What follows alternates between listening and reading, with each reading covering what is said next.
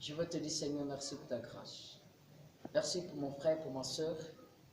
Merci pour ma personne.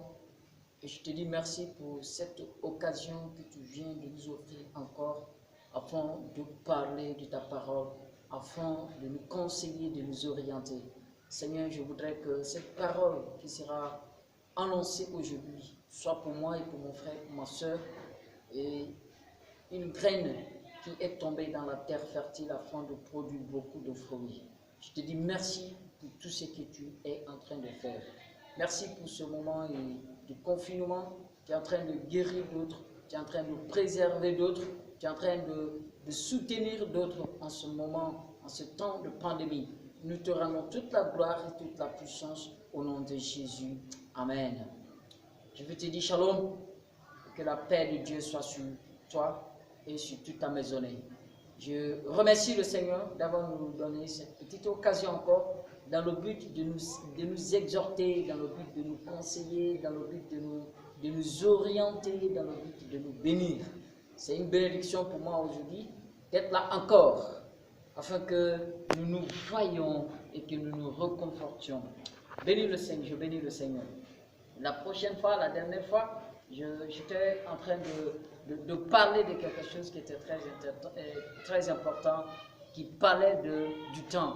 Dire qu'il est temps, oui, pour que tu quittes dans ton éternité.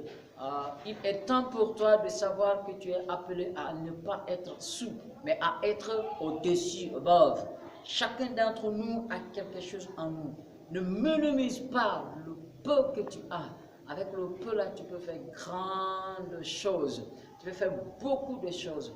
Et lève-toi, réfléchis simplement. Aimez quelque chose, tu es capable de le faire. Aimez et laisse Dieu faire d'autres choses. Mais je pense que tu es en train de dire qu'il est trop tard, je ne peux rien faire maintenant. Il faut que je continue dans ça. Je veux simplement te dire que c'est le thème que nous allons ensemble méditer encore aujourd'hui, qui nous dit: il n'est pas trop tard chez Dieu, où rien n'arrive en retard, où Dieu n'arrive jamais en retard. Dieu n'arrive jamais en retard et il n'est jamais trop tard chez Dieu. Quand j'étais en train de méditer, ça m'a donné de l'espoir, ça m'a donné la force encore de rester ferme dans ma position pour dire: oui, il n'est jamais trop tard. Même tout de suite là, tu penses qu'il est trop tard, il n'est jamais trop tard. Pour comprendre, il s'agit juste d'une petite histoire qui s'est passée et qui est dans la Bible, qui s'est passée en Israël, où j'avais juste te relater. Un jour, le Seigneur Jésus a appris une nouvelle. Il y a un de ses amis qui était malade du nom de Lazare et qui était des frères, le frère de Marthe et de Marie. Si vous connaissez, vous pouvez connaître cette petite histoire, ça se trouve dans le livre de Jean chapitre 11. Toute cette histoire est focalisée là-bas, on ne va pas tout le lire, juste je vais vous relater, faire un ramassé.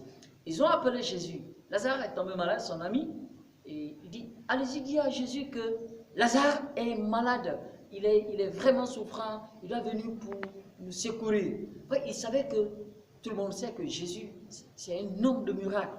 Il est lui-même le miracle. Il n'a pas les miracles, mais il est lui-même. Il est venu pour sauver. Pour démontrer qu'il est le sauveur, le Seigneur de l'humanité, il a manifesté cela en faisant des miracles. Donc, Marie et Marthe étaient conscients que Jésus pouvait guérir leurs frères. Mais regardez, quelque chose s'est passé. Ils ont envoyé le message à Jésus. Jésus, ton ami Lazare est malade.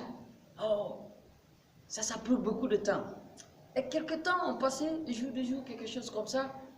Il y a un autre message qui est venu pour dire: Lazare, ton ami, a rendu l'âme, il est mort. Oh.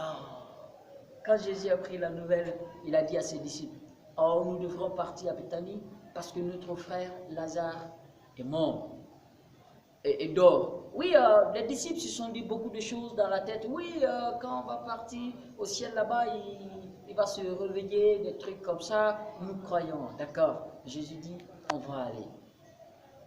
Ils ont pris le chemin et puis ils sont rentrés. Juste à l'arrivée, il y a quelque chose qui s'est passé.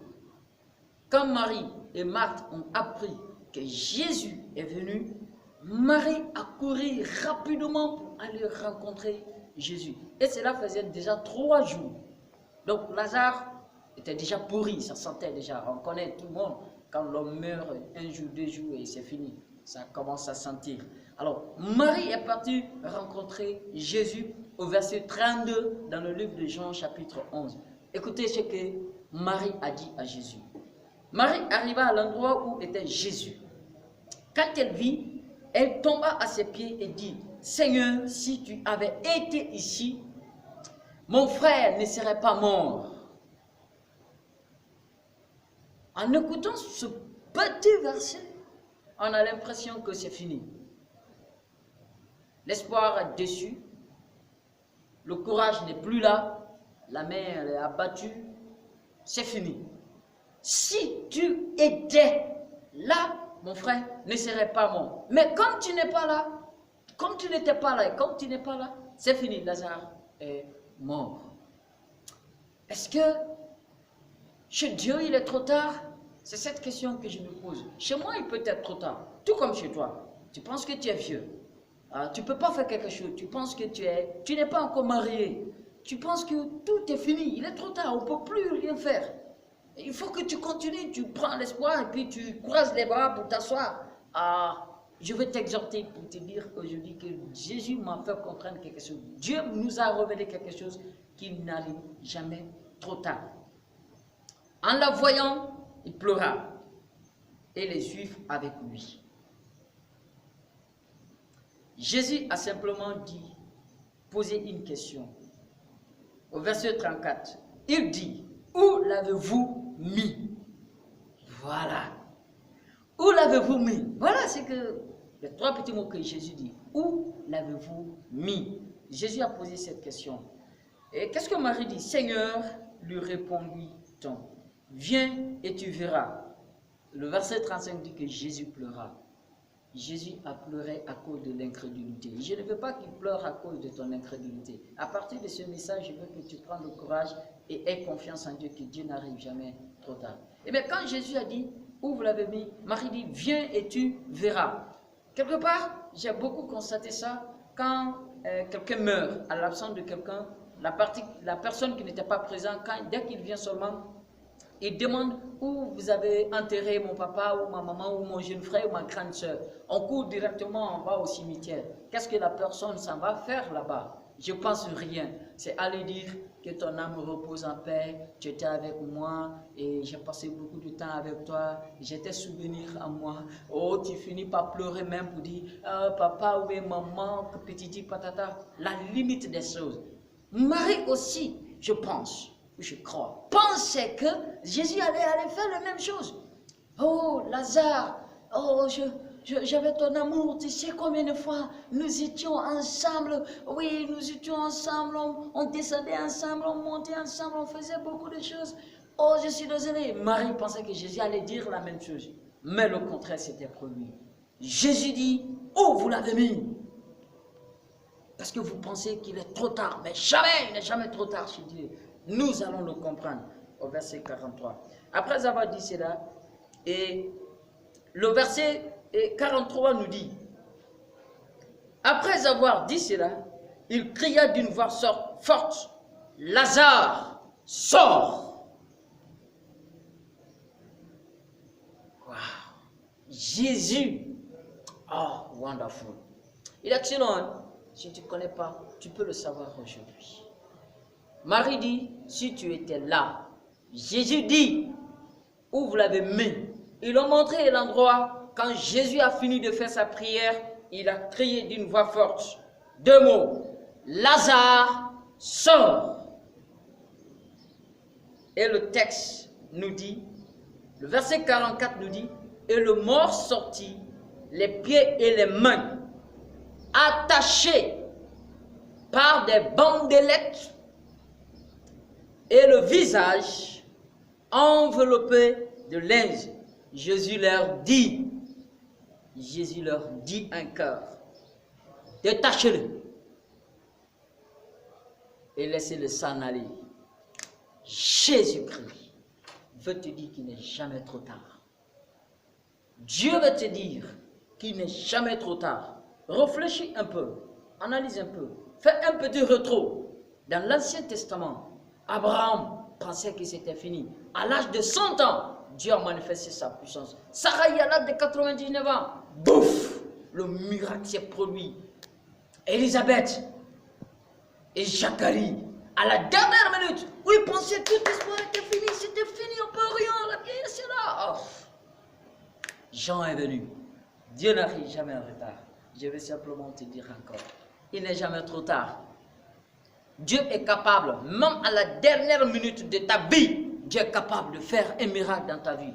Réveille-toi, sois fort, sois courageux, mais aie la foi que jusqu'à aujourd'hui, Dieu ne t'a pas oublié. Jusqu'à maintenant où tu es, Dieu ne t'a pas oublié. Il est avec toi, il est solide, il est fort, il est un Dieu qui est capable. Il a dit, il a dit quelque chose au travers de son prophète, Habakkuk. Habakkuk a dit dans son chapitre 3, le verset 2, il dit, la prophétie s'accomplit. Même si elle tarde, elle s'accomplira certainement. Donc il n'est jamais trop tard chez Dieu. Je vais simplement te dire, mon frère, ma soeur, qu'il n'est jamais trop tard. Tu penses que tu n'es pas encore marié, ton âge a dépassé. Généralement, c'est ça. Ah, la femme n'a pas longtemps, il faut se marier, vite, tout petit. Ta vie ne dépend pas de toi. Penses-tu que c'est trop tard? Il n'est pas encore trop tard. L'homme mari est en train d'être envoyé par Dieu pour qu'il mette la main de ton mari dans ta main. Il n'est jamais trop tard. Tu n'as pas encore de travail, vu l'âge qui est en train de partir. Il n'est pas encore trop tard. Je veux simplement te dire une fois de plus, regarde-moi dans les yeux pour me dire, il n'est pas encore trop tard et il ne sera jamais trop tard chez Dieu. Que le Seigneur te bénisse et que Dieu te donne la force et que le Seigneur vous élève au nom de Jésus. Une fois de plus, il n'est jamais trop tard. Allez, shalom à vous et bon suite de programme. À la prochaine.